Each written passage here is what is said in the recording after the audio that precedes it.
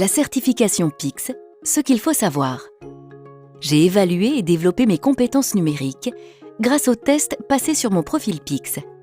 Je souhaite maintenant les valoriser officiellement en passant la certification PICS. Je suis donc inscrite à une session de certification. Je pourrai ainsi valider officiellement le niveau atteint pour chaque compétence de mon profil PICS. Lors de cette session de certification, PICS va vérifier que le niveau que j'ai atteint pour chaque compétence de mon profil correspond bien à mon niveau réel. Je vais donc passer un test unique et personnalisé, généré à partir de mon profil. Je serai évaluée uniquement sur les compétences pour lesquelles j'ai réussi à valider un niveau. C'est la toute dernière version de mon profil qui compte. Le test de certification se compose de 3 questions par compétence. Pour que PICS vérifie à quel point mon profil reflète mon véritable niveau, les questions posées sont des variantes des questions que j'ai déjà réussies. Donc, pas de surprise.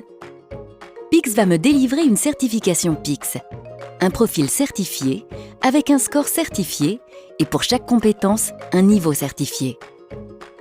Ce score et ces niveaux certifiés peuvent être inférieurs à ceux de mon profil. Il peut même arriver que ma certification soit rejetée. Pas de panique.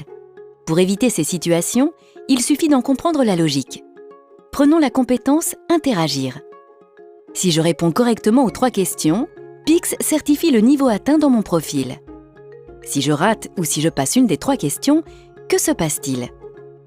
En fonction de mon pourcentage de bonnes réponses sur l'ensemble du test de certification, PICS peut considérer que cas numéro 1, c'est une petite erreur d'inattention. PICS certifie quand même le niveau atteint dans mon profil.